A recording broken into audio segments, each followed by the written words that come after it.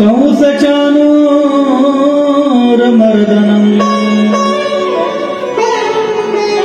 देवकी परमानन्दम् कृष्णं वन्दे जगद्गुरु।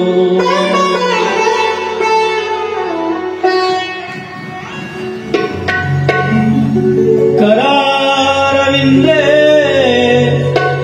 न पदारविन्दम् मुखारविन्दे विनिवेशयन्तम्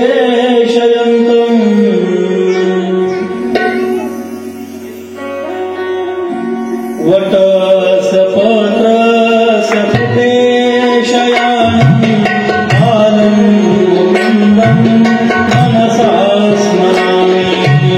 श्री कृष्ण गोविन्द हरे हरे मुरारे हे नाथ नारायण वासुदेव। श्री कृष्ण गोविन्द हरे मुरारे हे नाथ नारायण वासुदेव। श्री कृष्ण गोविन्द हरे मुरारे हे नाथ नारायण वासुदेव। श्री कृष्ण गोविन्द हरे मुरारे हे नाथ नारायण वासुदेव। ताली वाजवा सर्वांनी। हे प्रभू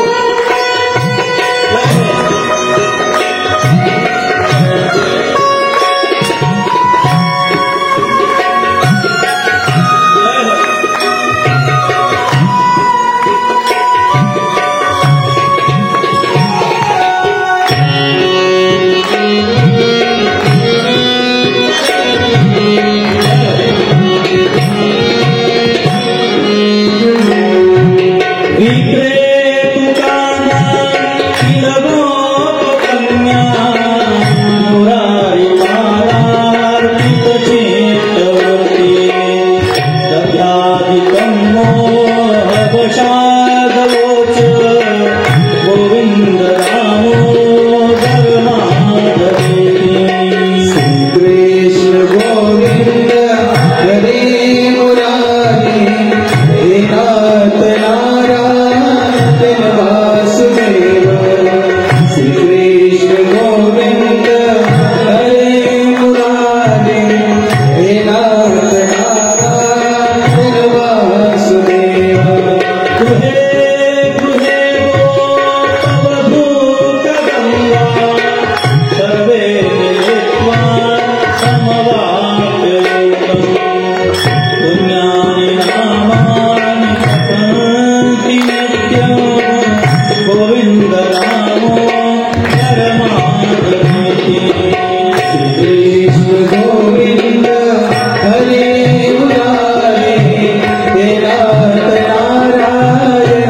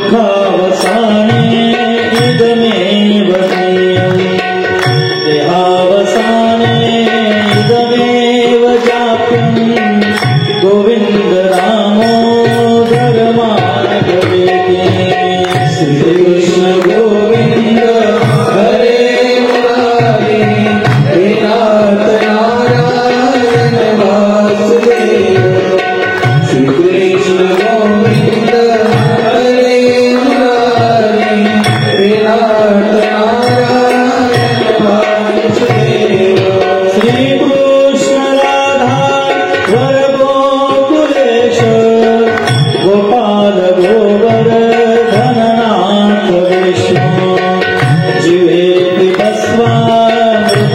बस्वामृतमेतदेवम् गोविन्द दामोदर माधवेति श्रीकृष्ण गोविन्द हरे मुरारी हे नाथ नारायण वासुदेव श्रीकृष्ण गोविन्द हरे मुरारी हे नाथ नारायण वासुदेव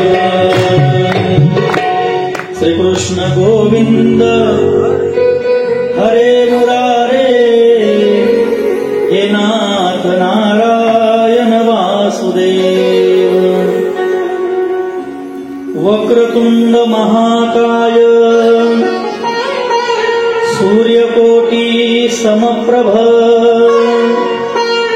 निर्विघ्नं कुरु मे देव सर्वकार्येषु सर्वदा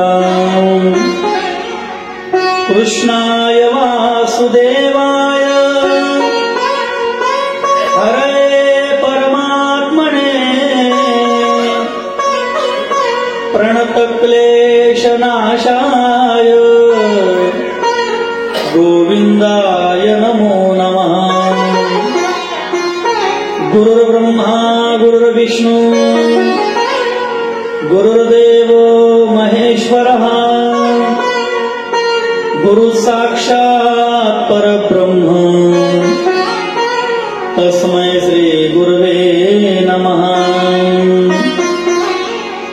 सरस्वती नमस्तुभ्यं वरदे कामरूपिणी विद्यारम्भ करिष्यामि सिद्धिर्भवतु मे सदा नमस्ते भगवान व्यास सर्वशास्त्रार्थ कोविद ब्रह्म विष्णु महेशानां मूर्ति सत्यवती सुत नमस्तुभ्यं भगवते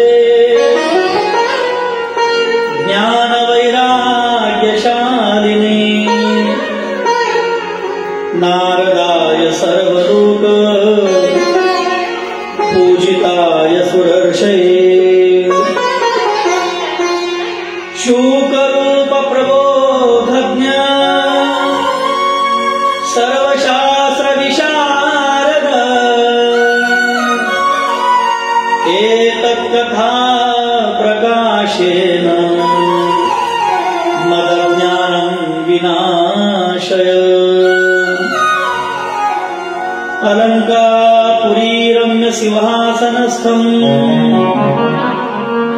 पदाभोज तेजस्फुरिदिक्प्रदेशम् विदिन्द्रादिदेवैः सदा स्तूयमानम् समाधिस्थमूर्तिं भजे ज्ञानदेवम् नमो सद्गुरु तुकया ज्ञानदीपा नमो सद्गुरु सच्चिदानंद रूपा नमो सद्गुरु भक्त कल्याण मूर्ति नमो सद्गुरु भास्करा पूर्ण कीर्ति नमो सद्गुरु भास्करा पूर्ण कीर्ति जय जय श्री राधा रमण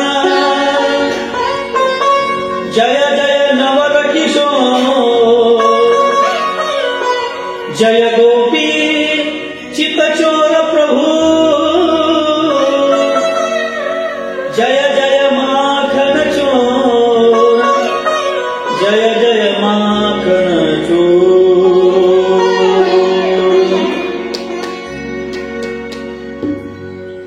नमो पार्वती पते हर हर महादेव।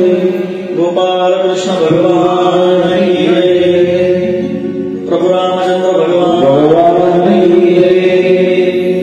अकारण करुणावर्णादय भक्तवांच्या कल्पतरू परात्पर परमात्मा मधुसूदन गोपाल कृष्ण आणि यांचं साक्षात वाङ्मयीन स्वरूप श्रीमद भागवत ज्ञान यज्ञ 16 आजपासून आपल्या गावामध्ये शुभारंभ होत आहे. पहिल्यांदाच हा दिव्य अनुभव आपण सर्व घेतोय. इथून मागे आपण दरवर्षी सप्ताह करतो, ज्ञानेश्वरी पारायण करतो, वारकरी संप्रदायाची उपासना करतो. पण यावर्षी शुभ संकल्प सर्वांच्या मनामध्ये निर्माण झाला आणि भगवान श्री पांडुरंगाच्या कृपेनं, साधू संतांच्या आशीर्वादानं, प्रातस्मरणीय मास्तर बाबा, प्रातस्मरणीय माऊली बाबा अशा थोर सत्पुरुषांच्या कृपा आशीर्वादानं आपण सर्वांनी एक दैवी संकल्प उभा केला आणि त्यातून आज या भागवत कथेचा शुभारंभ होत आहे. पहिला दिवस आपल्या कथेचा आहे. थोडा व्यत्यय आला, पहिल्या दिवशी सुरुवातीला उशीर झाला, पण सुद्धा संकल्प विद्यालयामध्ये गोड कथेचं चिंतन आपल्याला करायचं आहे. सर्वांना माझा आवाज येतो ना? तुम्हाला बोर तर नाही होत ना? प्रसन्न चेहऱ्याने बसा, कारण तुम्ही जेवढं चांगलं ऐकाल तेवढं मला चांगलं बोलता येईल. कारण ही कृष्ण कथा अंतःकरणातल्या चित्ताला शांत करणारी आहे. माणसाचं जीवन एका गर्दीमध्ये असतं, त्याच्या अवतीभोवती काही गर्दी इतकी भयंकर आहे, गर्दी त्याला सुटू देत नाही. त्याचा प्रयत्न असतो मी सुखी झालो पाहिजे, शांत झालो पाहिजे, स्थिर झालो पाहिजे. पण आपण ज्या वातावरणामध्ये राहतो हे वातावरण मोठं दूषित आहे आणि म्हणून आपल्या चित्ताला स्थिरता मिळावी, आपल्या मनाला शांती मिळावी, आपल्या अंतःकरणामध्ये भाव भक्ती जन्माला यावी याकरता आपल्या हृदयामध्ये भाव निर्माण झाला पाहिजे. आणि भाव निर्माण होण्याकरता अशा सद्ग्रंथांची उपासना घेतली पाहिजे की ज्यांच्या श्रवणातून पुण्य तर मिळतं पण हृदयामध्ये भक्ती निर्माण होते. आपण सर्व गीतेला मानणारे आहोत. गीता आपल्याकरता प्राण आहे, धर्मग्रंथ आहे. गीता हा सर्व ग्रंथांमध्ये श्रेष्ठ आहे. गीतेमध्ये ज्ञान भक्ती वैराग्य आहे. पण गीता ऐकून बुद्धी स्थिर होईलच सांगता येत नाही, कारण गीतेकरता बुद्धी ही पात्र असावी लागते. गीता कोणाच्याही पदरी प्रश्न पडत नाही. गीतेकरता बुद्धी शुद्ध असावी लागते. ज्याच्या बुद्धीमध्ये फक्त प्रपंच आणि संसार भरला त्याच्या बुद्धीमध्ये गीता उतरत नाही. पण संतांनी आम्हाला गीतेच्याही पलीकडे एक हृदयामध्ये भगवंताबद्दल प्रेम निर्माण व्हावं याकरता भागवत नावाच्या ग्रंथाची रचना केली. आणि या भागवताच्या श्रवणातून आपलं चित्त शांत होण्याकरता हे फार मोठं सहकार्य होतं. पर्वकाळाचा फार चांगला आहे. चित्तरा आदिशक्ती भगवती मुक्ताबाई समाधी सोहळा आणि मुक्ताबाई समाधी सोहळ्याच्या औचित्यावरती आपण या कथेला शुभारंभ केलेला आहे.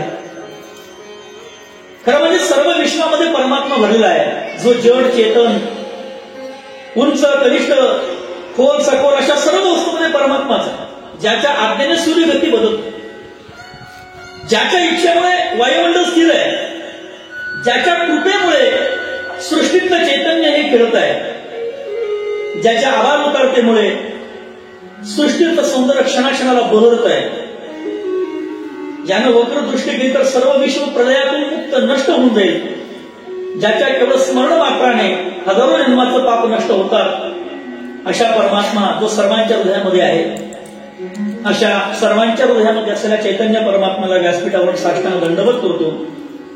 आपल्या सर्वांच्या अंतःकरणामध्ये जी कथा श्रवणाची इच्छा आहे, वृत्ती आहे, त्या वृत्तीला नमन करतो. आपली ग्रामदेवता, आपली कुलदेवता, आपली शक्ती देवता, आपले क्षेत्रपाल देवता आणि परिसरामध्ये जे जे संत झाले, ज्या ज्या संतांच्या अनुष्ठानामुळे ही भूमी पवित्र आहे, अशा सर्व संतांच्या चैतन्य स्मृतीला आपण स्मरण करूया.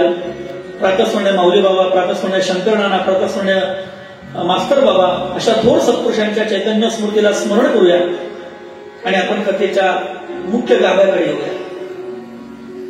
खरं म्हणजे सध्याचं कालचक्र जर पाहिलं इतकं भयंकर आहे हो.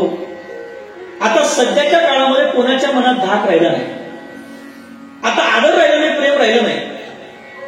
धर्म फक्त नावाला शिल्लक राहिला आहे, माणूस फक्त नावाला शिल्लक आहे, पण आचरण मात्र पशुपेक्षा सुद्धा खालचं आहे. प्रत्येकाची मनस्थिती बेचैन आहे, सुख मिळावं ही अपेक्षा आहे, पण पदोपदी अनुभव दुःखाचा आहे. चित्ताला उद्विग्नता आहे, मन अस्वस्थ आहे, बेचैन आहे. आपल्या स्वतःच्या स्वार्थाकरता मनुष्य क्रूर आहे. अंतःकरणामध्ये द्वेष, मत्सर, तिरस्कार, दंभ, अहंकार, ईर्ष्या, काम, क्रोध अशा विकारांनी सध्या घर केलेलं आहे. जिकडं पाहावं तिकडं अनिती, अधर्म, भ्रष्टाचार, स्वैराचार, बलात्कार, चंगळवाद, व्याभिचार हा सगळा अनाचार सांप्रत काळामध्ये माणसाच्या हातून घडतोय. माणसाला अपेक्षा सुखाची आहे, पण पदरामध्ये दुःख पडत. प्रत्येक व्यक्ती आपल्या इंद्रियाचं वेळ पुरवण्यामध्ये व्यस्त आहे. जे जिभेला गोड वाटतं ते खाण्याची इच्छा होते, जे आपल्या इंद्रियांना बरं वाटतं ते करण्याची वृत्ती होते. मनुष्याच्या जीवनामध्ये स्वतःचा पुरुषार्थ विसरून आपलं अस्तित्व काय, आपल्या जीवनाचा हेतू काय याचं जेव्हा विस्मरण होतं, त्यावेळेला माणसाच्या आयुष्यामध्ये सगळ्या सुविधा प्राप्त असूनही माणूस दुःखी होतो. आम्हाला सुविधा सगळ्या आहेत, पण आम्ही अस्वस्थ आहोत. आमची परिस्थिती उत्तम आहे, पण आमची मनस्थिती नीट नाही. आणि मग आमची मनस्थिती नीट नसल्यामुळे आम्ही वर्तमान काळामध्ये आनंद भोगू शकत नाही. पण मग धर्मशास्त्र असं म्हणतं, जर तुम्हाला सुखी व्हायचं असेल तर आध्यात्मिक गाभा आपल्याला कळायला पाहिजे. अध्यात्माच्या टोकापर्यंत आपण उतरलो पाहिजे, कारण अध्यात्माची खोली इतकी व्यापक आहे. जसं जसं आत मनुष्य उतरतो तशी तशी त्याची व्यापकता वाढत वाढत जाते. म्हणून सत्संग असला पाहिजे, आणि त्या सत्संगातून परमार्थिक सिद्धांत बुद्धीमध्ये उतरावे. आणि आपलं शास्त्र हेच आपलं शस्त्र आहे असं समजून जीवन गतिमान करता यावं याकरता अनेक धर्मशास्त्रामध्ये साहित्य निर्माण झालं. साहित्य म्हणजे काय? साहित्य म्हणजे तत्साहित्यम, ज्यामध्ये माणसाचं हित आहे त्याला साहित्य म्हणतात. जे वाचल्यानंतर, जे ऐकल्यानंतर, जे पाहिल्यानंतर बुद्धी परिवर्तन होते, भगवत भक्ती करण्याची वृत्ती निर्माण होते, देवाची कृष्ण कथा ऐकली की चित्तामध्ये त्याचं भजन करण्याची वृत्ती होते. माणसाचं जीवन अंतर्मुख व्हावं याकरता संतांनी अनेक ग्रंथ निर्माण केले. तसा आपला सनातन धर्म हा वेदावर आधारलेला आहे. आपला मूळ जो पाय तो वेद आहे. आणि मग जेव्हा वेदातला अर्थ सामान्याला कळत नव्हता, वेदाकरता 16 ओळ सर्वसामान्यांना पाळता येत नाही, वेदाची आचारसंहिता गृहस्थ आश्रमातल्या लोकांना जमत नाही, आणि मग वेदाचा अर्थ प्रत्येकाच्या गळी उतरावा याकरता त्याच वेदाच्या उपशाखा निर्माण झाल्या, त्याला शास्त्र आपण म्हणतो. आणि अशी शास्त्र निर्माण झाली. पूर्वमीमांसा, उत्तरमीमांसा, सांख्यशास्त्र, न्यायशास्त्र, कर्मशास्त्र. पण संसाराचं ओझं वाहता वाहता शास्त्राचा पण अर्थ आम्हाला कळत नाही. आणि मग शास्त्राचा अर्थ आपल्या अनुभवामध्ये यावा याकरता पुराणांची निर्मिती झाली.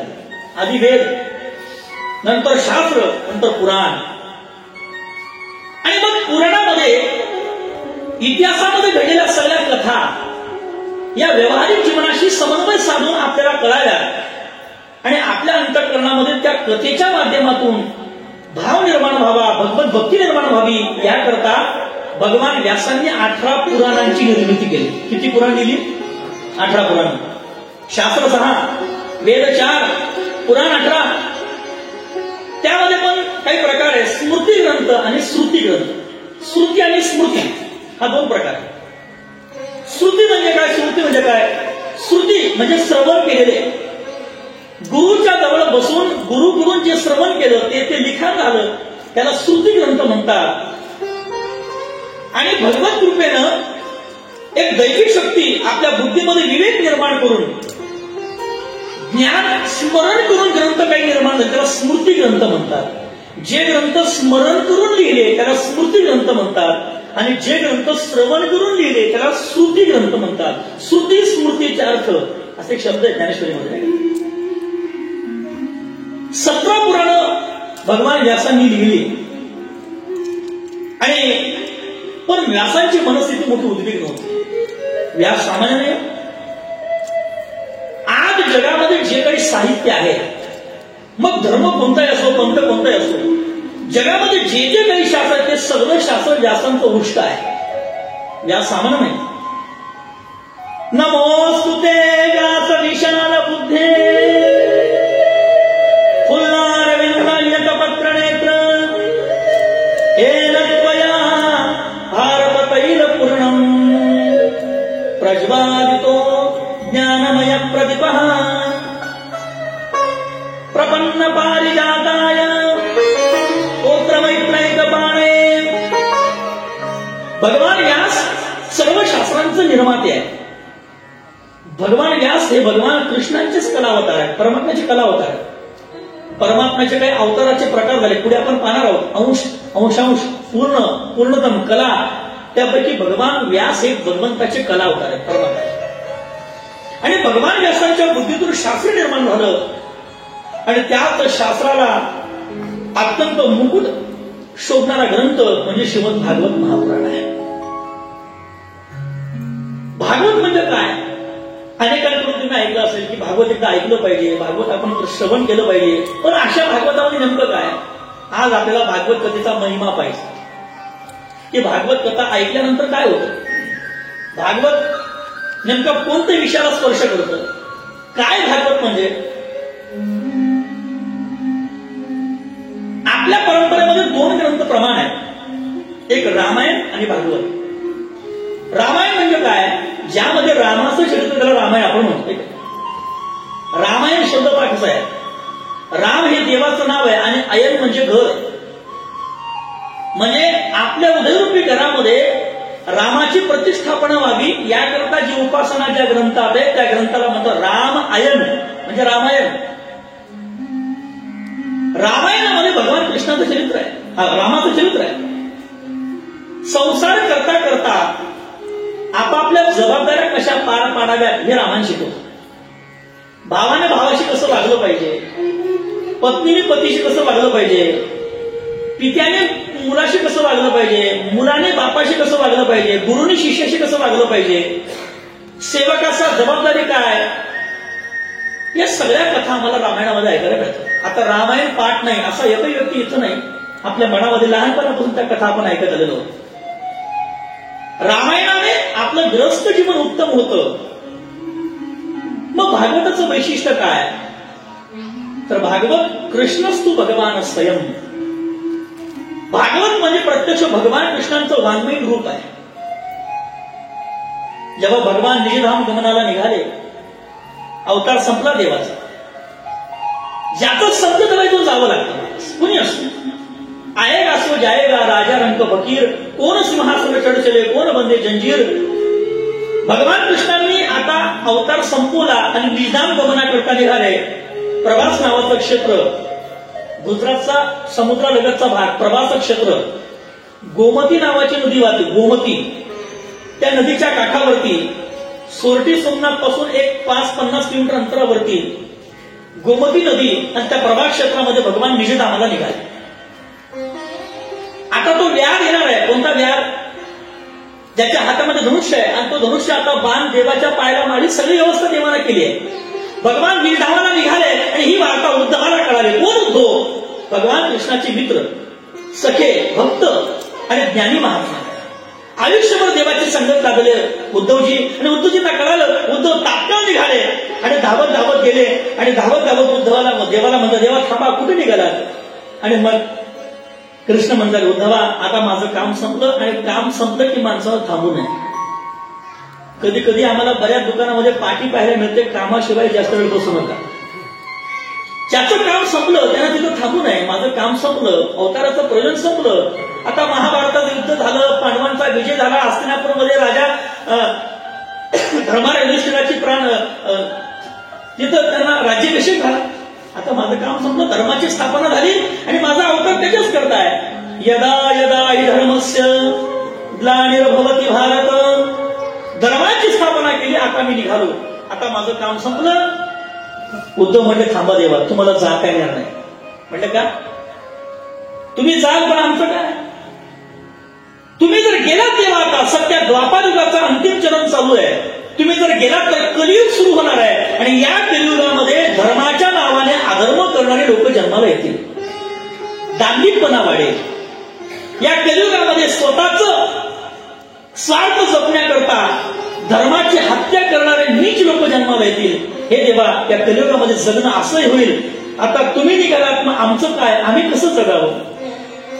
आणि मग भगवान कृष्ण म्हटलं ठीक आहे, कलियुगामध्ये माझ्या भक्तांचं चित्त समाधानी व्हावं आणि माझ्या भक्तांचं रक्षण व्हावं याकरता एक प्रयोग म्हणून भगवान कृष्णाने आपलं सगळं तेज काढलं आणि एका ग्रंथामध्ये समायोजित केलं. तो ग्रंथ म्हणजे हा श्रीमद भागवत आहे.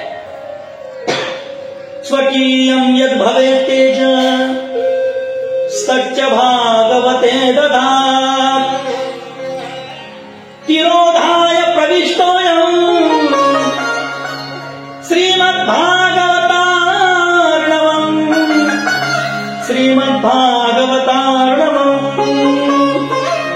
आणि मग भगवान कृष्णाने आपलं सगळं तेज एका ग्रंथामध्ये काढलं. ते ग्रंथ म्हणजे भागवत आहे. काय होतं या ग्रंथाच्या श्रवणाने? यत्र ज्ञान विरागातो, ज्ञान मिळतं, विरागातो वैराग्य निर्माण होतं. भक्ती सहितं निष्कर्म वाश्रुतः तच्छ्रवण प्रपठन विचारण परो भक्त्या विमुच्ये नरः. ही कृष्ण कथा जो ऐकतो त्याच्या चित्ताला शांती मिळते, त्याचे विकार नष्ट होतात. या ग्रंथामध्ये वैराग्य आहे, वैराग्य निर्माण होतं. पण या ग्रंथाची पद्धत सांगितली. हा ग्रंथ कसा ऐकावा, कसा ऐकला पाहिजे, भागवताचे काही नियम. सगळेच नियम सगळ्यांना शक्य नाही. आपण शेतकरी माणसं, गृहस्थ माणसं आहोत, पण 2-3 नियम सांगतो, तुम्हाला पटताय का पहा. पहिला नियम, भागवत ऐकण्याकरता 7 दिवस माणसानं शक्यतो ब्रह्मचर्य व्रत पाळावं. नंबर 2, भागवत कथा श्रवण करताना जर जमलं तर एक आहारी राहावं, एक भुक्त असावं, एकाच वेळेला भोजन करावं. नंबर 3, भागवत कथा श्रवण करण्याच्या 7 दिवसाच्या कालावधीमध्ये मांसाहार करू नये, मद्यपान करू नये, 7 दिवस व्यसन करू नये आणि 7 दिवस सत्य बोलण्याचं व्रत घ्या. कारण भागवताचा मूळ सिद्धांत आहे जन्माद्यस्य तोन्वयादितरतः चार्थेष्वभिज्ञेश्वराट सत्यम परम धीमहि. परमात्मा सत्य स्वरूप आहे, सत्यव्रताचं आचरण करावं. भागवत श्रवण करताना एक नियम आहे.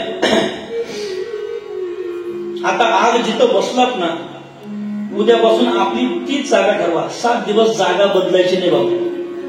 काय कारण? त्याचं कारण एक आहे, हा हे लक्षात राहतं तुम्ही. कारण भागवत श्रवण करताना आपण ज्या जागेवर बसतो ना, ते आसन सिद्ध होत असतं. त्या आसन सिद्धीचा महिमा तुम्हाला पुढे सांगणार आहे. आसन सिद्ध होतं आणि त्या आसन सिद्धीनंतर आपण जी 7 दिवस कथा ऐकतो त्या कथेमध्ये एक दैवी शक्ती, ऊर्जा, आपल्या अवतीभोवती कवच निर्माण होत असतं. आणि आपण 7 दिवस एकच जागेवरती बसलो. आता उद्यापासून एक नियम अजून पाळा की शक्यतो प्रत्येकाने येताना आपलं आसन सोबत घेऊन यायचं. का?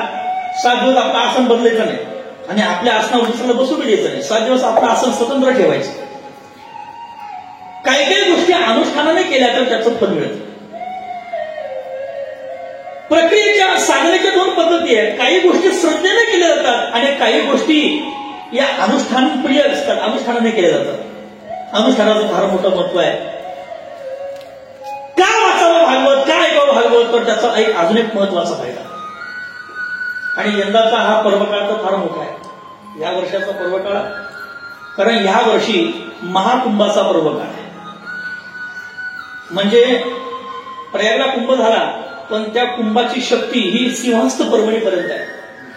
सूर्य जेव्हा मकर राशीमध्ये प्रवेश करतो, म्हणजे मकर संक्रांत, त्या दिवसापासून तर सूर्य जेव्हा सिंह राशीमध्ये प्रवेश करतो, म्हणजे श्रावण महिन्यापासून एक 2-5 दिवस, श्रावण महिना संपल्यानंतर 2-4 दिवस पुढे एक सिंहस्थ पर्वणी येते. आपला नाशिकचा जो कुंभ आहे हा सिंहस्थ कुंभ असतो.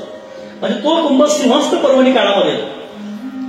म्हणजे या मकर संक्रांती तर सिंहस्थ पर्वणी या कालावधीमध्ये 144 वर्षानंतर आलेला हा मुहूर्त काळ आहे. हा मुहूर्त काळ आहे.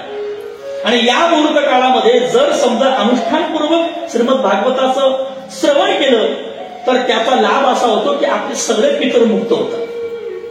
कारण भागवत हा पितृ कल्याण करणारा विषय आहे.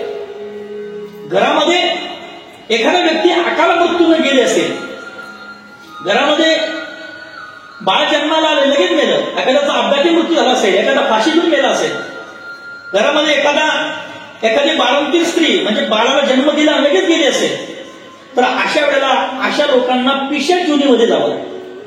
आणि हे पिशाच योनी जी भयंकर आहे, ही पिशाच योनी एकदा मनुष्य त्या योनीमध्ये पडला की चंद्र सूर्य असापर्यंत सुटत नाही. आणि मग त्या पिशाच योनीतून मुक्त होण्याकरता भागवत नावाच्या ग्रंथात अनुष्ठान पर्व काळामध्ये करा. एकतर पवित्र जागा असावी, तीर्थ असावं पवित्र, नाहीतर पर्वकाळ पवित्र असावा. आपली भूमी ही पुण्यमान भूमीच आहे. आणि त्यानंतर हा पर्वकाळ सुद्धा आपल्याला हा पर्वकाळ साधलेला आहे. तुकोबाला म्हणतात पर्वकाळाचं फार मोठं महत्व आहे. महाराजांची भाषा आहे की माझ्या आयुष्यामध्ये जे जे काही मला मिळालं नाही याचं कारण एकच आहे, मी पर्वकाळ साधला. साधला हा पर्वकाळ,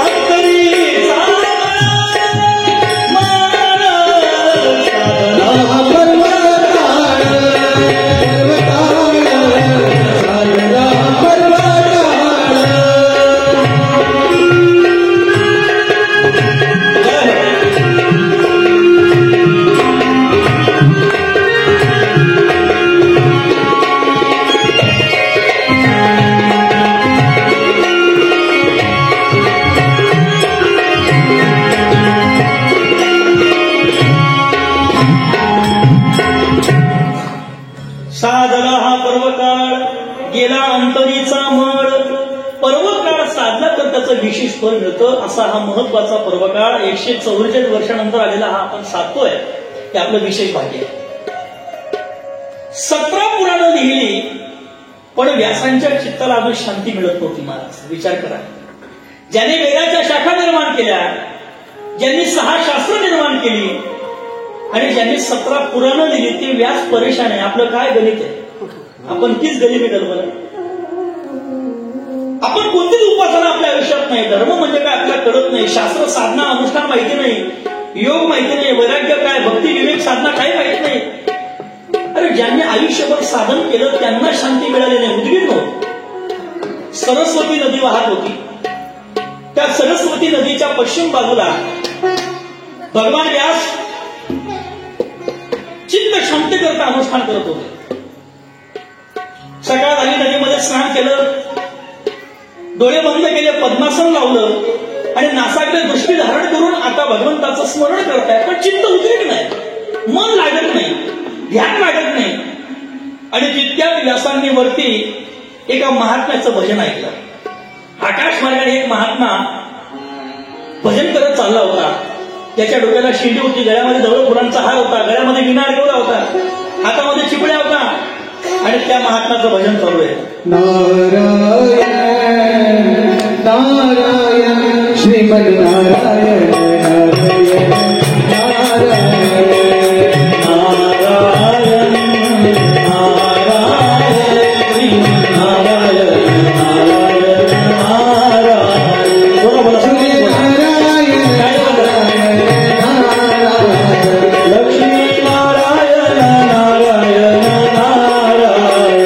बद्री नारायण नारायण नारायण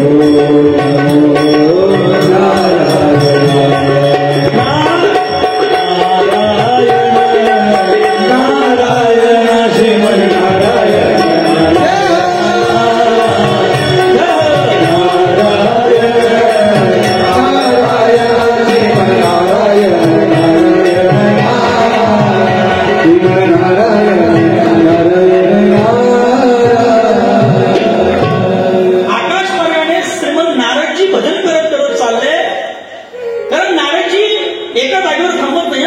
गळ्यामध्ये विणा आले आणि हातामध्ये चिपड्या घेऊन सतत देवाचं भजन करत आहे, भ्रमण ते करत राहतात.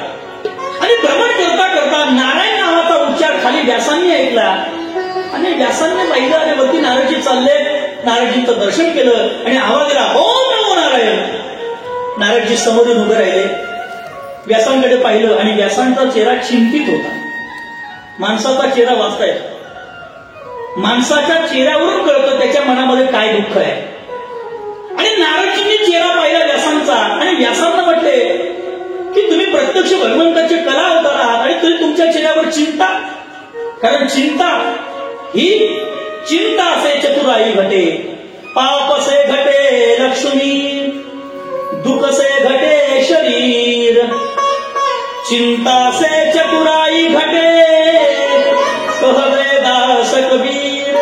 पापाने लक्ष्मीचा नाश आहे,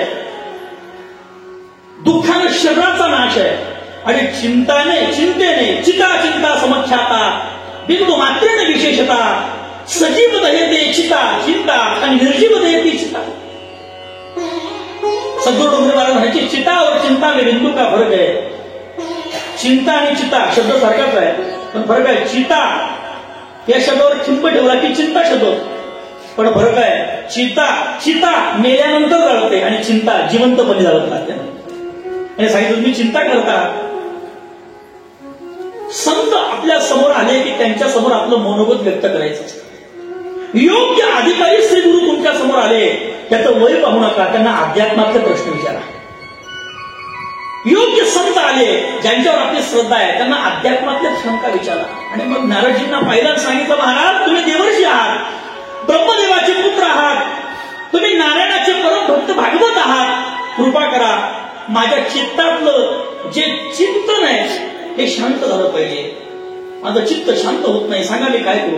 नारदजी असले म्हटले, महाराज तुम्ही 17 पुराण लिहिली तरी तुम्ही दुखी आहात. हो काय करू सांगा ना. मग नारदजी सांगत काय म्हणे, 17 पुराण आपण लिखाण केली पण या 17 पुराणामध्ये ज्ञान आहे, वैराग्य आहे, उपासना अनुष्ठान आहे. पण असा एखादा ग्रंथ निर्माण करा ज्या ग्रंथामध्ये भगवंताचं प्रेम असेल, ज्या ग्रंथामध्ये भक्ती असेल, सहज भगवंताच्या लीला ऐकल्या की चित्त शांत होईल असा एखाद्या ग्रंथाची निर्मिती करा. कारण भक्तीशिवाय चित्तातले विकार नष्ट होत नाही.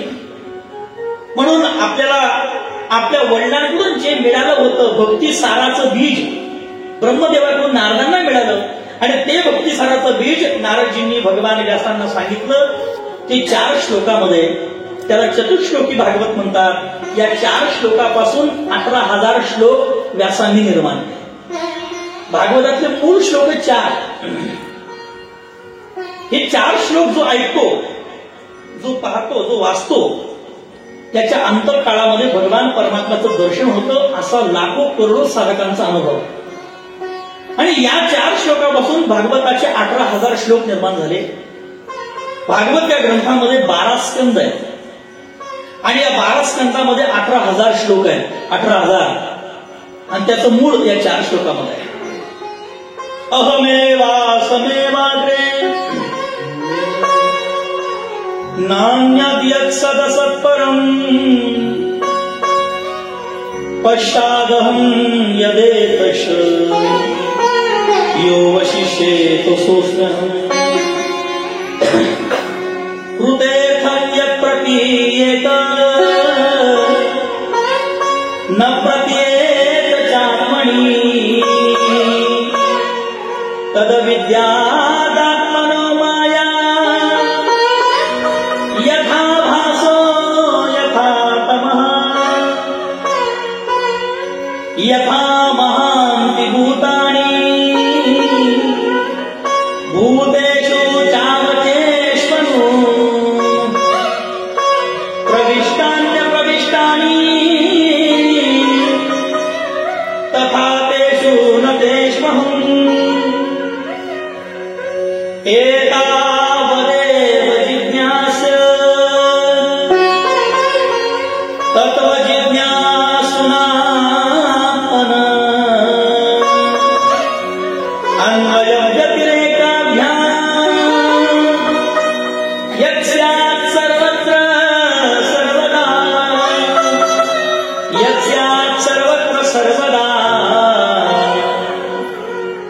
असे 4 श्लोक भगवान ब्रह्मदेवाकडून नारदजींना मिळाले होते आणि ते नारदजींनी एक पारंपरिक वारसा म्हणून भगवान व्यासांना सांगितले. आता भागवत ग्रंथाची मूळ सुरुवात झाली आणि मग व्यासांनी या श्लोकाचे 18,000 श्लोक निर्माण केले. असा ग्रंथ निर्माण केला ज्या ग्रंथामध्ये चातुर्विद्य आस्वाद देत आहे. काही काही ग्रंथ फक्त वाचता येतात, गाता येत नाही. काही काही ग्रंथ फक्त गाता येतात, ते गोड लागतीलच असं नाही. काही काही ग्रंथ ज्ञानप्रधान आहेत, काही ग्रंथ उपासना प्रधान आहेत, काही ग्रंथ कर्म प्रधान आहेत, काही ग्रंथ वैराग्य धारण करणार आहेत. पण हा ग्रंथ असा आहे याच्यामध्ये चातुर्विद्य आस्वाद देत आहे. म्हणजे याच्या श्रवणाने ज्ञान पण होतं, याच्या श्रवणाने ध्यान पण होतं, याचं गायन पण करता येतं आणि याला पिता पण येतं. भागवतकारांचा असा आज्ञा आहे की भागवत ऐकू नका, भागवत प्या. तशी प्यायला माणसाला फार आवडतं. माणसाला जेवढं पिणं आवडतं तेवढं खाणं पण आवडत नाही. प्यायला सर्वात जास्त आवडतं. पिणं हा माणसाचा आवडीचा विषय आहे. म्हणून भागवत ऐकू नका, भागवत प्या. पिबत भागवतम रसमालयम पीशपानाय रसवंपटः. भागवत ग्रंथ प्या. पिणं हा माणसाचा मूळ स्वभाव आहे. बाळ जेव्हा जन्माला येतं तेव्हा त्याला आईचं दूध कसं प्यावं हे कोणी शिकवलं का? पण नाही, कारण पिणं ही त्याच्या जन्मजन्मांतराची अनुभूती असल्यामुळे पिणं त्याला फार आवडतं. आणि त्या ठिकाणी अशा भागवतकाराच्या या सिद्धांतातला हा रहस्य आहे की असा ग्रंथ निर्माण केला पाहिजे जो पिता येईल. आणि मग भागवताची निर्मिती झाली, भागवताची परंपरा सांगितली आहे.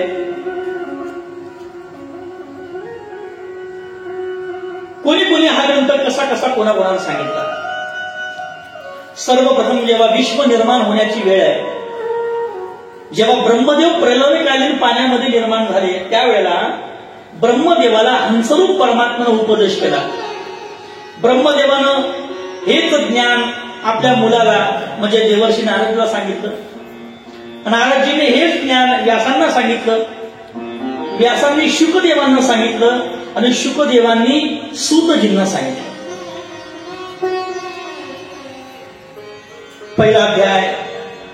पहिला अध्यायाचा पहिला श्लोक. सर्वांनी ताट बसा, सर्वांनी हात जोडा. पहिल्या अध्यायाच्या पहिल्या श्लोकाचा आपल्याला श्रवण करायचं आहे. सच्चिदानंद रूपाय विश्वोत्पत्त्या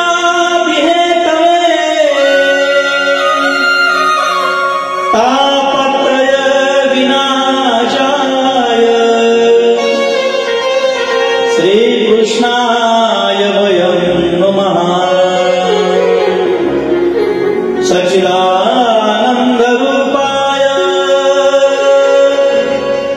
विश्वोत्पत्त्यादि हेतवे तापत्रय विनाशाय श्रीकृष्णाय वयं नमः. गोपाल कृष्ण भगवान की जय. श्री भागवत महापुराण की जय. पहिला श्लोक परमात्म्याचं स्वरूप सांगितलं. कारण कोणताही ग्रंथ आरंभ करताना त्या ग्रंथाला नमन करण्याची आपल्याकडे परंपरा आहे. ग्रंथ नमन. मग पहिल्यांदा नमन केलं कोणाला? जो सर्व विश्वाचा स्वामी आहे, जो सर्व विश्वाचं उपादान कारण आहे, ज्यापासून सगळं महिमंडळ झाले, जेणे हे विश्व विस्तारिले, या सर्व विश्वाचा उपादान कारण भगवान श्रीहरी जो निर्गुण स्वरूपामध्ये आहे, अशा निर्गुण स्वरूपाचं वर्णन केलं आणि त्याला नमस्कार केला. पण नमस्कार करताना आधी त्याचं स्वरूप सांगितलं. कारण ज्याला नमस्कार करायचा आहे त्याचं स्वरूप कळालं पाहिजे. स्वरूप कळत नसेल तर तो नमस्कार करत आहे. मग का परमात्म्याचं स्वरूप कसं आहे? सच्चिदानंद रूपाय. परमात्मा सच्चिदानंद रूप आहे. सच्चिद आणि आनंद रूप आहे. हे स्वरूप सांगितलं. परमात्मा सत्य रूप आहे. ब्रह्म सत्यम जगत मिथ्या. या जगामध्ये जे जे डोळ्याला दिसतं ते सगळं असत्य आहे, मिथ्या आहे, भ्रम आहे. पण सामान्य माणसाची चरमदृष्टी अशी असते महाराज, दिसतं ते खरं मानतं. पण लक्षात ठेवा, बहुतेक वेळा असं घडतं, दिसतं तसं, आणि म्हणून आता पुढचं मीच बोलू का? जे दिसतं ते खरंच असं नसतं ना. मग हा मला सांगा, आपण कधी पिक्चर पाहायला गेलोत का? हो म्हणा. बरेच लोक पिक्चर पाहायला जातात नाही. आपण पिक्चर पाहायला गेलो, समोर खुर्चीवर बसतो, थिएटरमध्ये समोर पडदा असतो, त्या पडद्यावरती चित्र दिसतं, मागे कुठून तरी प्रोजेक्टर असतो, त्या प्रोजेक्टर मधून किरणं बाहेर पडतात त्या पडद्यावरती, आहे का नाही? पडदा असतो, त्या पडद्यावरती कधी कधी वारावा, आहे का नाही? त्या पडद्यावरती मुसळधार पाऊस पडतो, त्या पडद्यावरती आगनी लागतो. पण मला सांगा ना, आगनी लागला म्हणून पडदा जळतो का? बोला ना. पाऊस पडतो म्हणून पडदा भिजतो का? वारा वाहतो म्हणून पडदा फाटतो का? नाही. तिथं आगनी दिसतो ना, पण पडदा जाळत नाही. वारा वाहतो पण पडदा फाटत नाही. तेव्हापासून मन पडली, जसं दिसतं तसं हे जे जगत आहे हे दिसतं आम्हाला, पण हे जगत नाही. न जायते मृते वा कदाचिन नायक भूत्वा भागिता वा न भूयः अजो नित्यम शाश्वतोयम पुराणो न हन्यते हन्यमाने शरीरे. गीता म्हणते त्या दुसरा श्लोक क्रमांक 20. हे जगत जे आहे हे जन्मत पण नाही आणि मरत पण नाही. योग वशिष्ठ नावाचा ग्रंथ आहे, ज्या ग्रंथामध्ये राम आणि वशिष्ठ यांचा संवाद आहे. रामाचे गुरु वशिष्ठ, आणि गुरुकुलामध्ये अध्ययन करता करता रामाला ज्या ज्या शंका आल्या आध्यात्मिक, त्या शंकाची उत्तरं त्या ग्रंथामध्ये आहेत. आणि एक दिवशी वशिष्ठ मुळे सांगत होते, हे रामा, हे सगळं जगत भ्रम आहे. एक दिवस हे जगत प्रलयकालीन त्या महाभयंकर प्रलयामध्ये संपूर्ण नष्ट होणार आहे. रामप्रभू असतात, रामप्रभू म्हणतात, देवा, हे जगत जर नष्ट होणारच आहे तर जन्माला तरी का आलं?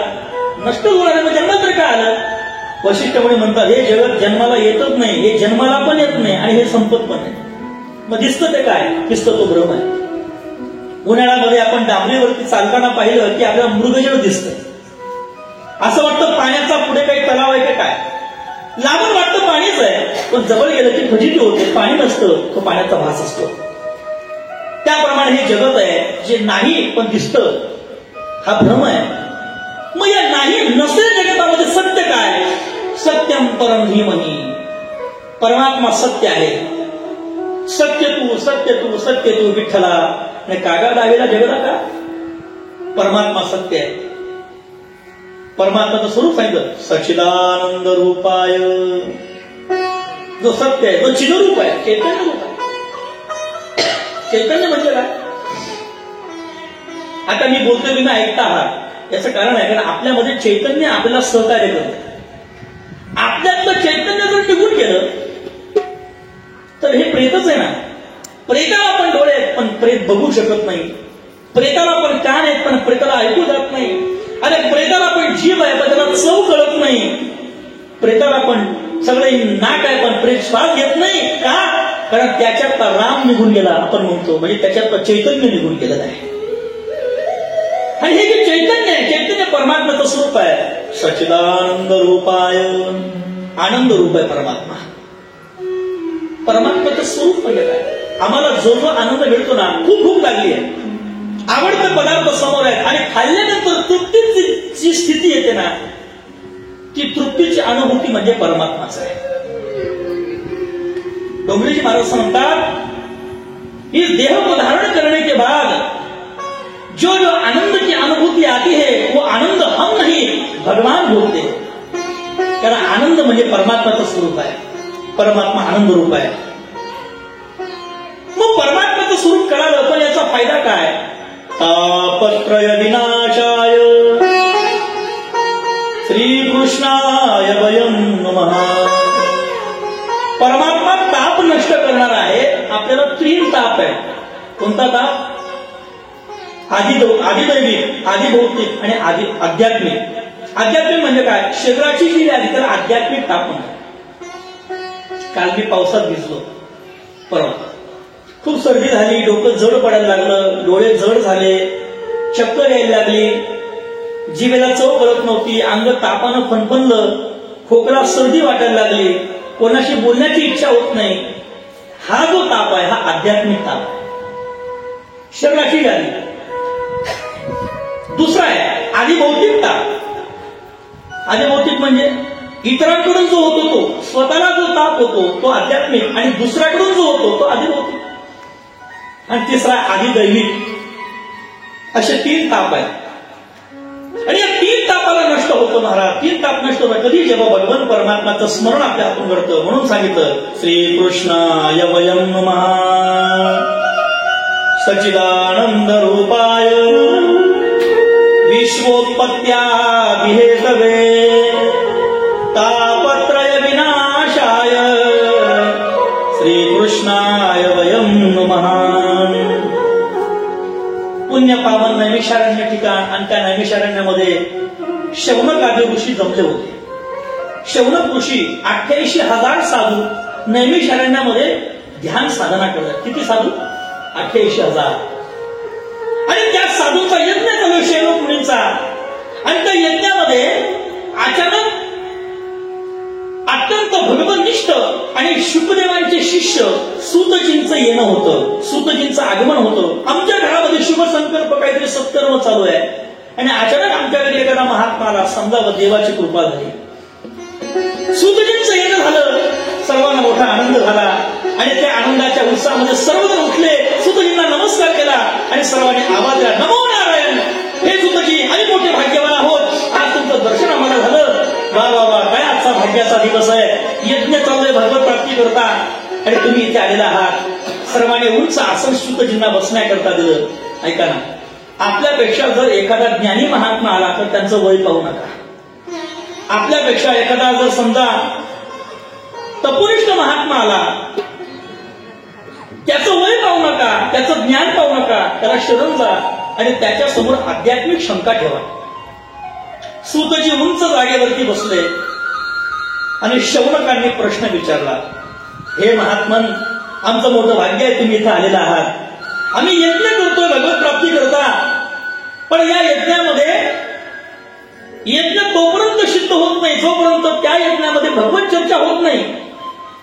यज्ञामध्ये भगवत चर्चा झाली पाहिजे. आणि तुम्ही तर सर्वसिद्ध आहात, शुकदेवांचे शिष्य आहात, व्यास कृपांकित आहात, याकरता आमच्यावरती कृपा करा. प्रश्न विचारला, अज्ञानांद्वंद विध्वंस कोटी सूर्य समप्रभ सुताख्या ही कथा सार मम कर्ण रसायन भक्ती ज्ञान विरागातो विवेको वर्धते महान माया मोह निरासस्य वैष्णवे क्रियते कथम. हे महात्मा सांगा ना, अज्ञान अंधकार नष्ट करण्याकरता जे ज्ञान पाहिजे ते ज्ञान आपल्या ठिकाणी आहे. म्हणून कृपा करून आम्हाला असं काहीतरी सांगा, आमचे कान तृप्त होतील अशी कथा सांगा. सांगा ना देवा, बुद्धीमध्ये विवेक कसा निर्माण होईल. प्रश्न विचारला, वैष्णव माया मोहापासून कशी निराश पलीकडे जातील. हे भगवान सांगा, त्रिविध तापांनी पोळणाऱ्या या जीवाला शुद्ध होण्याचा नेमका उपाय कोणता. असं सांगून सांगा की ज्या योगे भगवान कृष्णाची प्राप्ती आम्हाला होईल. आमच्यावर कृपा करा, कारण गुरु कृपेशिवाय जीवनात काही घडत नाही महाराज. तुम्ही किती मोठे असाल, पण गुरु कृपा जोपर्यंत होत नाही तोपर्यंत सगळं जग नशील नाही. गुरु बिन कोण बतावे, गुरु बिन कोण बतावे, गुरु बिन कोण बतावे, गुरु बिन कोण बतावे, गुरु बिन कोण बतावे, गुरु बिन कोण बतावे, गुरु बिन कोण बतावे, गुरु बिन कोण बतावे.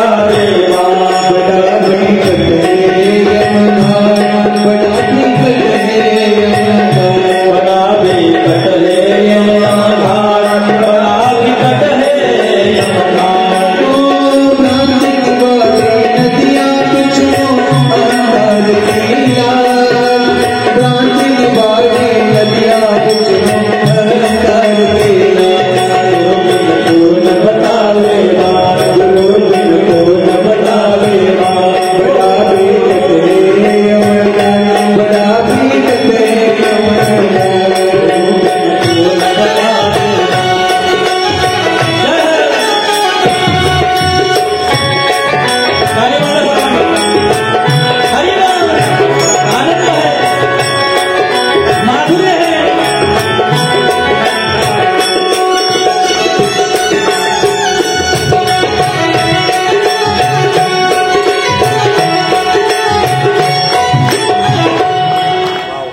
चिंतामणी लोक सुख स्वर्ग संपदम प्रयच्छन्ति गुरुर्प्रीत वैकुंठ योगी दुर्लभम. ज्याच्याकडे गुरु आले त्याला सर्व मिळालं. चिंतामणी चिंता नष्ट करतो. कल्पतरू कल्पना आमच्या शिंदीला नेली.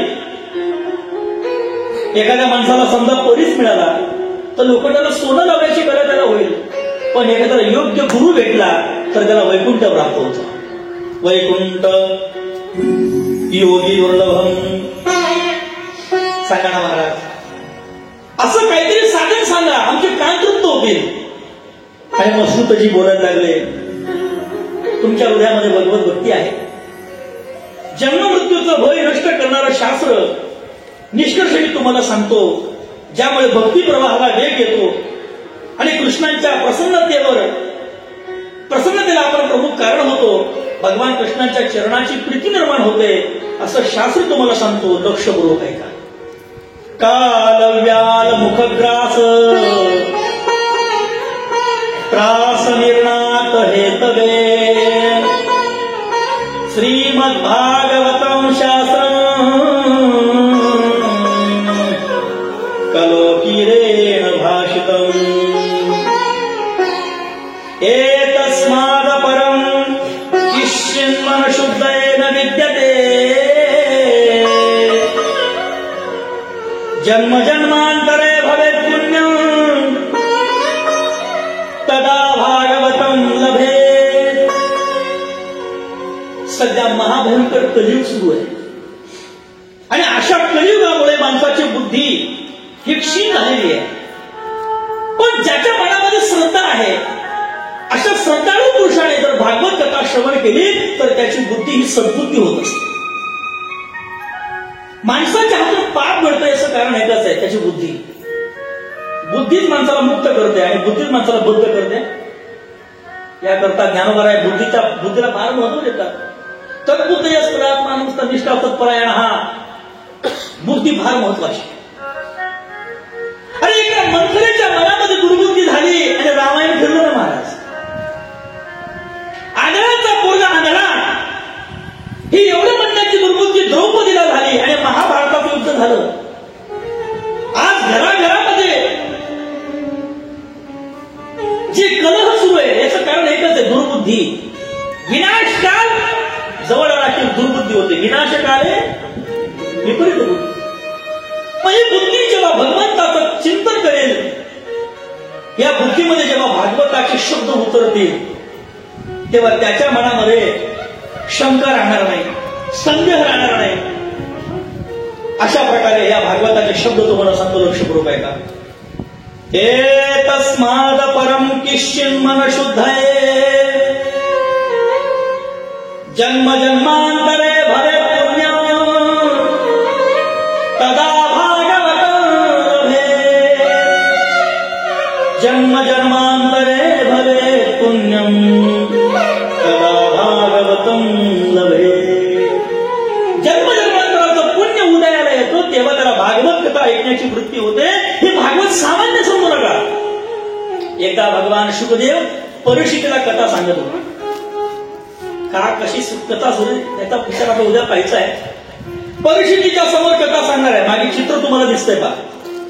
मध्यभागावर उंच आसनावर शुकदेव बसले, निर्वस्त्र आहे आणि राजा परीक्षिती समोर आहे. परीक्षितीला 7 दिवसात मृत्यूचा शाप आलाय आणि आता परीक्षिती अमर व्हावा म्हणून कृष्ण कथा भागवत सांगायला सुरुवात झाली. तितक्यात ही बातमी देवतांना कळाली आणि सगळ्या देवता हातामध्ये अमृताचा कलश कुंभ घेऊन आले आणि शुकदेवांना म्हणतात, हे शुकदेवा थांबा, आपण थोडा विनियोग करू. म्हणजे तुम्ही काय करतात. आता मी कथा सांगतो परीक्षितीला, का तो अमर व्हावा म्हणून. म्हणजे ठीक आहे, मग तो अमर व्हावा म्हणून त्याला कथा सांगताना मग एक व्यवहार करू. आमच्याकडे हे अमृत आहे म्हणाय. अमृत म्हणजे काय, जे घेतल्यानंतर माणूस मरतच नाही त्याला म्हणतात अमृत. हे पिलं की मनुष्य अमर होतो. एक काम करा ना, देवता म्हणताय हे अमृत आम्ही परीक्षितीला देतो आणि या बदल्यात जी कथा तुम्ही परीक्षितीला सांगणार आहात ती कथा आम्हाला सांगा. तुम्हाला फक्त परीक्षितीला अमर करायचं एवढंच ना. मग मग काय हरकत आहे, हे पिल्यावर तो अमरच होणार आहे.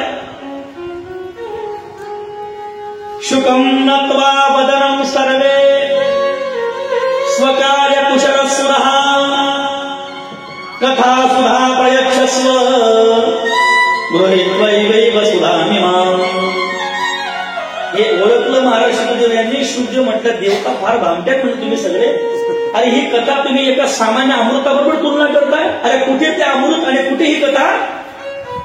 क्व कथा क्व सुधा लोके. सुधा म्हणजे अमृत. क्व कथा क्व सुधा.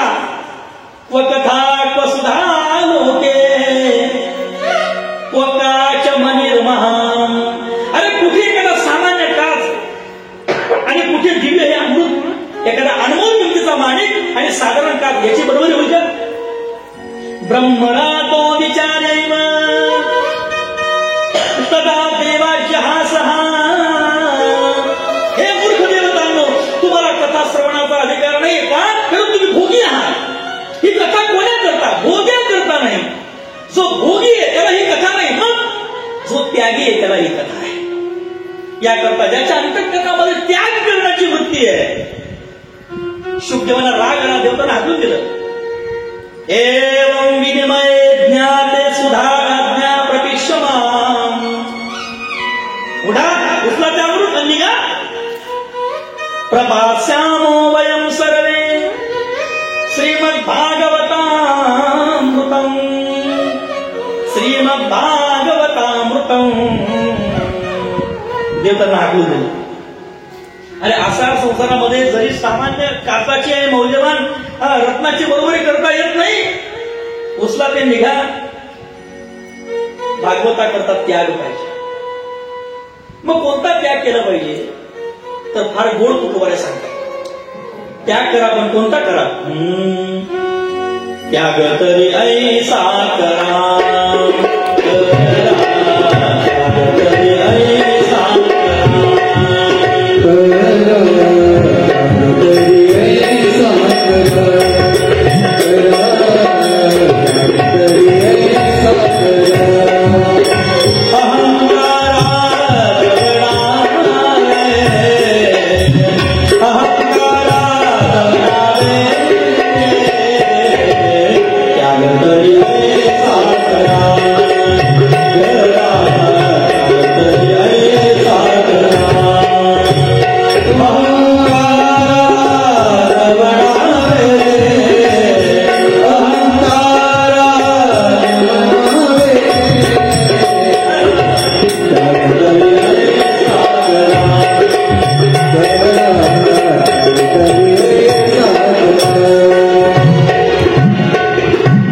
त्याग तरी ऐसा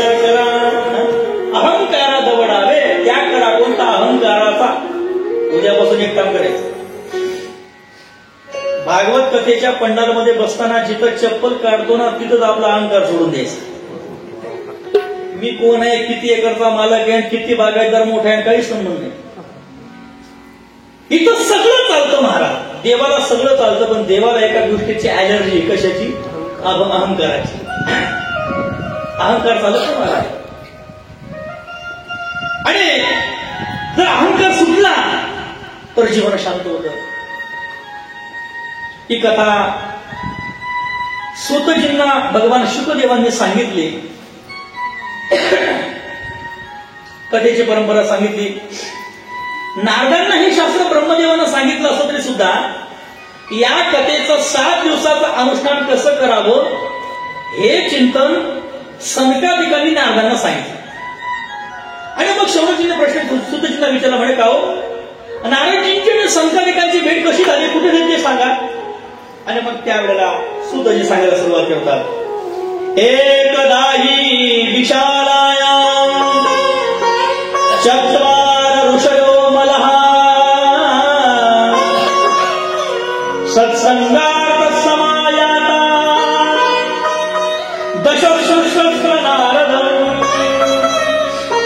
एकदा काय झालं, बद्रीनारायण क्षेत्रामध्ये 4 सनत कुमार सत्संगा करता जमले होते. सनत कुमार 4 आहे. सनातन, सनंदन, सनत कुमार, ज्यांचं शरीर 5 वर्षाचं आहे पण ज्ञान हजारो वर्षाच्या सत्पुरुषापेक्षा ज्येष्ठ आहे. ज्यांच्या देहाची चमक सूर्यासारखी आहे, विवस्त्र आहेत, दिगंबर अवस्था, अजान बाहू, गुडघ्यापर्यंत हात लांब आहेत, काळे कुरळे केस आहेत, पूर्णभार वैष्णव तिलक आहे आणि अत्यंत दिव्य तेज चेहऱ्यावरती 4 सनत कुमार सत्संग करण्याकरता जमले.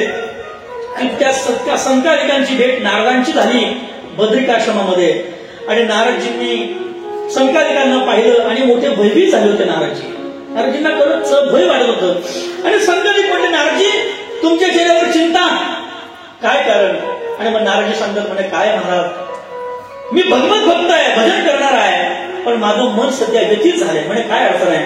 म्हणे अडचण आहे काय, पृथ्वी सर्वोत्तम आहे हे ऐकून मी पृथ्वीवरती विहार करण्याकरता निघालो. म्हणे अनेक तीर्थावरती गेलो, पुष्कर, प्रयाग, काशी, गोदावरी, हरिद्वार, रामेश्वर अनेक ठिकाणी मी संचार केला, पण मला कुठेच मनशांती मिळाली नाही. कारण सध्या अधर्माला सहाय्य करणारा कलियुगानं आता आश्रय घेतलेला आहे. म्हणे आता इथं सत्य राहिलं नाही, तप राहिलं नाही, दया धर्म राहिलं नाही, मनुष्य केवळ आपल्या उपजीविकेमध्ये व्यस्त आहे. घराघरामध्ये ढोंगी संत निर्माण झाले, स्त्रियांची गुणधर्म संपूर्ण आहे, घराघरामध्ये पत्नीची सत्ता चालते, आई वडिलांचा अत्याचार होतो, भांडणं कलह होतात, असत्यता, अनिती, अधर्म, भ्रष्टाचार, व्याभिचार, स्वैराचार अशा सगळे दूषण सध्या घराघरामध्ये आहेत. इथं कोणी योगी दिसत नाही, इथं कोणी तपस्वी दिसत नाही, महात्मा दिसत नाही. हे कलियुगाचे दोष पाहत पाहत मी निघलो, पण माझं मन शांत होत नव्हतं आणि मी फिरत तिथं वृंदावनामध्ये आलो आणि त्या वृंदावनामध्ये मी एक आश्चर्य पाहिलं. तत्राश्चर्यमया दृष्टा श्रूयता तन्मुनीश्वरः एका तु तरुणी तत्र निषन्ना खिन्नमानसा वृद्धो पतितो पार्श्वे विश्वजितासनावचेतनो शुश्रूषन्ति प्रयो प्रबोधन्ति रुदती तयो पुरा. वृंदावनामध्ये आलो. वृंदावन भगवान कृष्णाची ब्रजभूमी आहे. ज्या भूमीला भगवंताचे पाय लागले, यमुना खळखळ करून वाहते. मी जवळ गेलो आणि तिथं पाहिलं आश्चर्य होतं. एक तरुण स्त्री आपल्या मांडीवरती 2 वृद्ध पुरुषांना झोपवत होती. स्त्री तरुण आहे, तिच्या मांडीवर 2 वृद्ध पुरुष आहेत, सुस्कारे टाकतायत ते आणि काही स्त्रिया तिच्या अवतीभोवती तिला हवा घालतायत. ती रडते आणि त्या दोन्ही म्हाताऱ्यांना झोपवण्याचा प्रयत्न करते. म्हाताऱ्याच्या डोळ्यात अश्रुपात होतोय आणि मी चालता चालता अचानक त्या स्त्रीनं मला पाहिलं आणि आवाज दिला, भो भो साधो क्षणं त्विष्टा मश्चिन्तामपि नाशय दर्शनं तव लोकस्य सर्वधा गहनं वरं. भो भो साधो क्षणं तिष्ठा मश्चिन्तामपि नाशय. हे साधू थांबा. त्या स्त्रीने मला आवाज दिला. मी मागे वळून पाहिलो, तिच्या जवळ गेलो आणि तिचं ते वाक्य इतकं रुदन करणारं होतं. तिच्या बोलण्यामध्ये एक विलक्षण दुःख जाणवलं आणि मी तिला विचारलं. तिने मला म्हटलं, हे साधू पुरुषा थांबा, माझं दुःख पहा. ही 2 माझी मुलं आहेत, म्हातारी आहेत आणि मी तरुण स्त्री आहे. मी तरुण आहे आणि माझी मुलं म्हातारी आहेत. असं कधी घडतं का? अरे मुलं तरुण असतात आणि आई वृद्ध असते, पण इथं उलट घडलं. मी तरुण आहे आणि माझी मुलं म्हातारी आहेत. हे महाराज कृपा करा, माझ्या म्हाताऱ्या मुलांना जीवदान द्या. मी असं ऐकलं म्हणे, योग्य संपुरुष समोर आले की सगळे प्रश्न सुटतात. माझ्यावरती कृपा करा महाराज. नारदजी म्हणजे तू कोण आहेस? तिने सांगितलं, अहम भक्ती रती ख्याता इमामो तनयो मतो ज्ञान वैराग्य नामानो कालो योगे न जर्जर.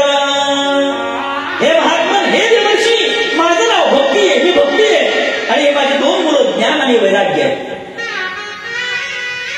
मी सांगितलं, नारदजी म्हणतायत की तुझी अवस्था अशी कशी झाली. ती म्हणजे महाराज मला कळत नाही, पण सांगा ना, माझी दोन्ही मुलं सुरुवातीला तरुण होते, पण मात्र आता ते वृद्ध झाले, सांगा काय कारण आहे.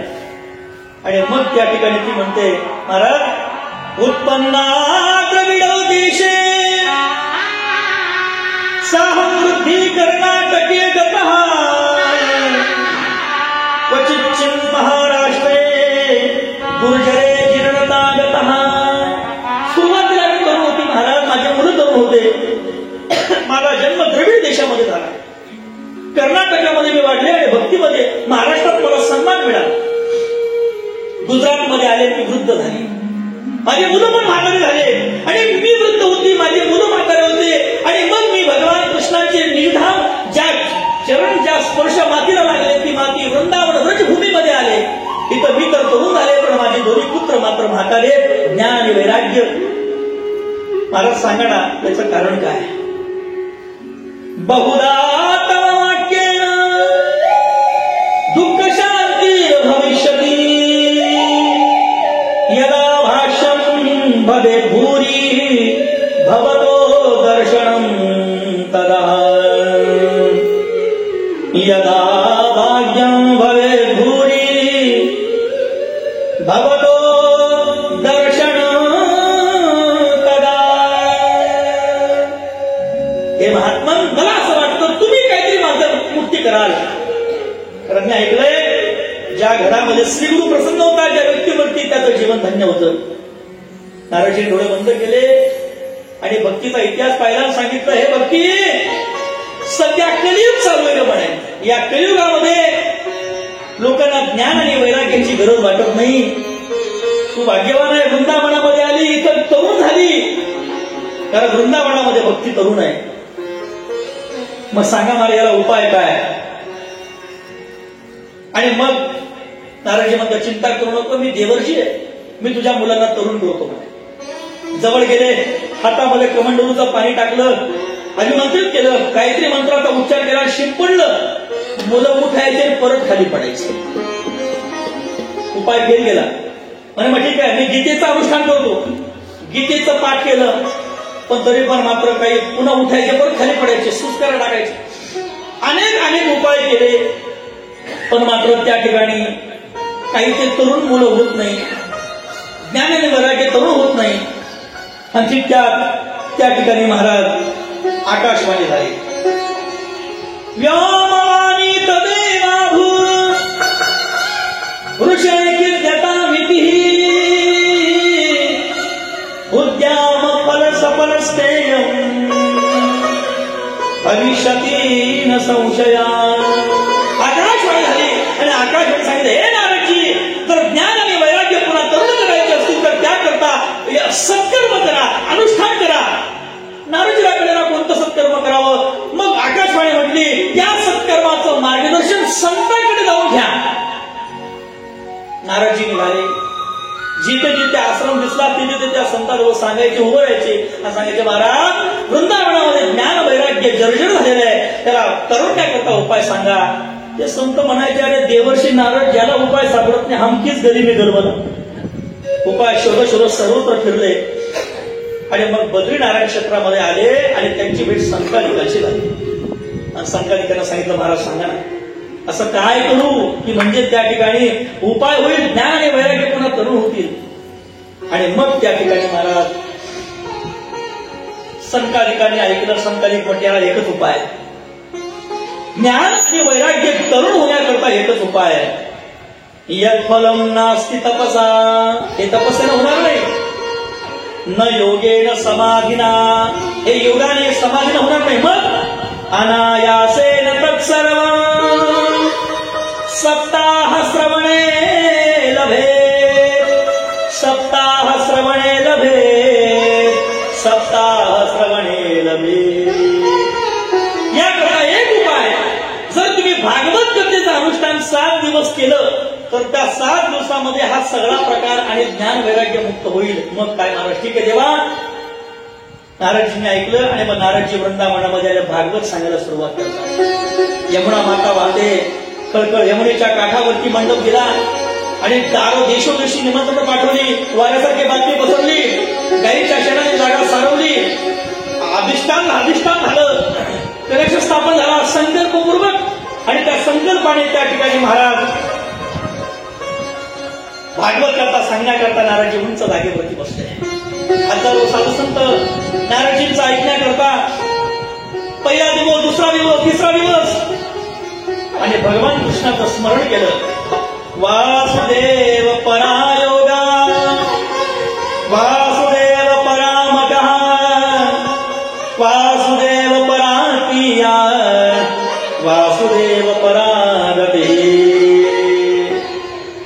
यं प्रव्रजन्तमनुपेतमपेतकृत्यं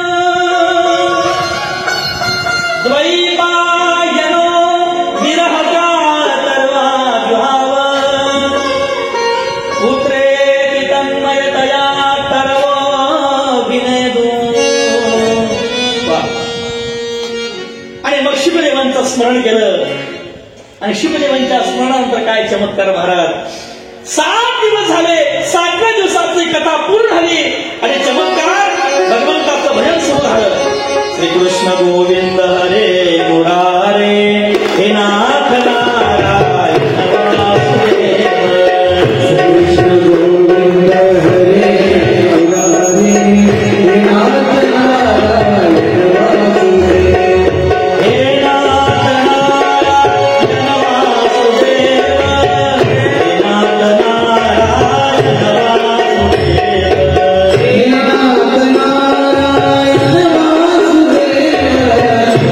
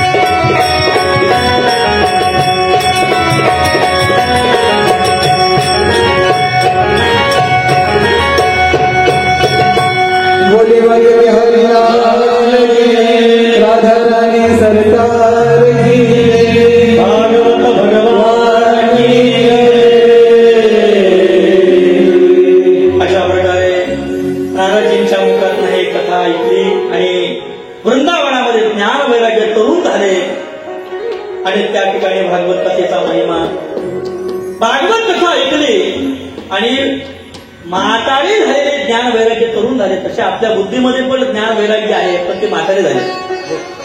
आणि मग आपल्या बुद्धीचं ज्ञान वैराग्य पुन्हा तारुण्य दशेला येण्याकरता आपण ही कथा श्रवण करायची. अशा भागवताची महिमा आपणास पाहिजे. आज कथा इथे विराम करूया. उद्या बरोबर ठीक ठरलेल्या वेळामध्ये 8:30 ते 10:30 11 वाजेपर्यंत आपण कथा रोज करूया. उद्या ठीक 8:30 वाजता म्हणजे 8 वाजता भजन सुरू होऊन जाईल. त्याकरता आपल्याला संच खूप चांगला लाभलेला आहे.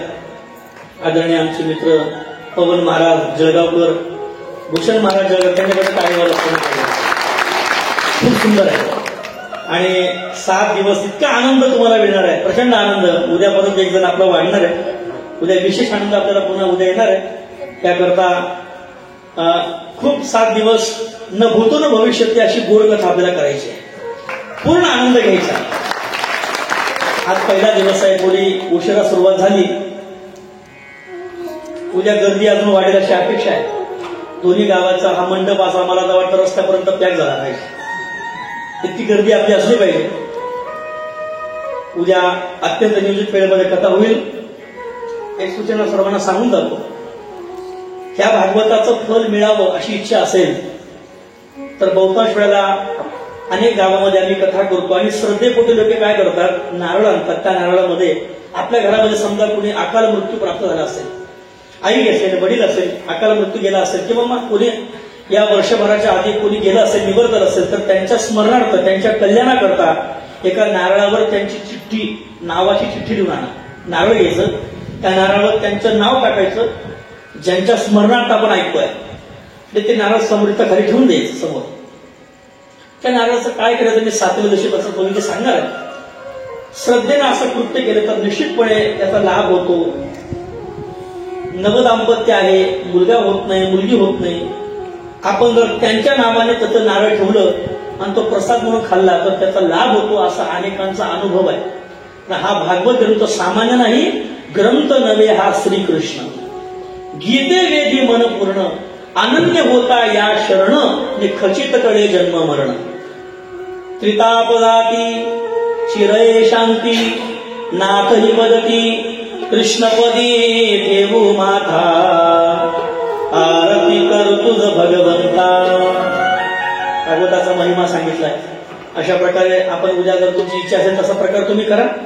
आणि म्हणून आता आरती घ्यायची ना, 2 मिनिट सर्वांनी जागेवर उभा राहा.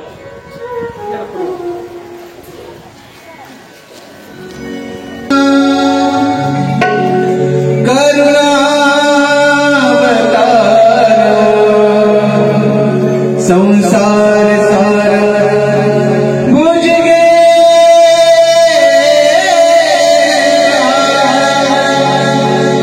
सदा हृदय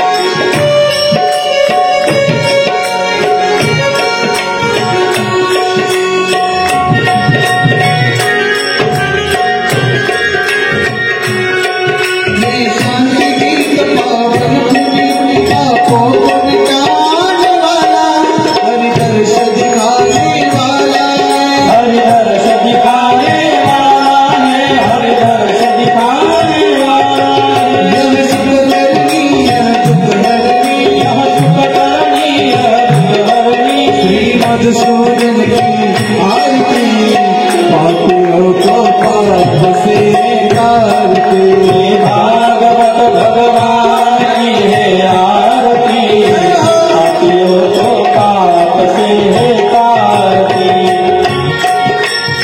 श्री राधे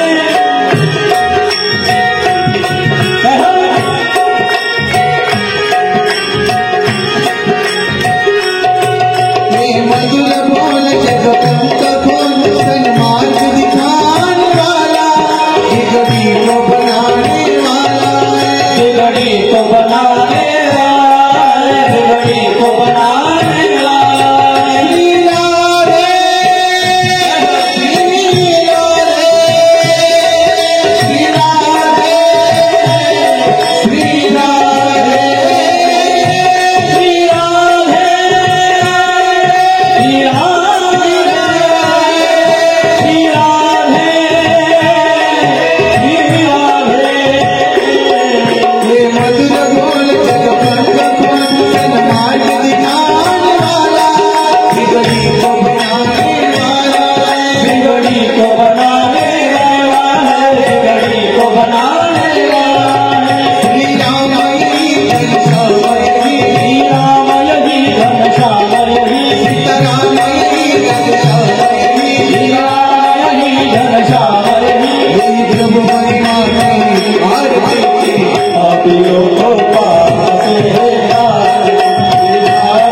भगवान की है।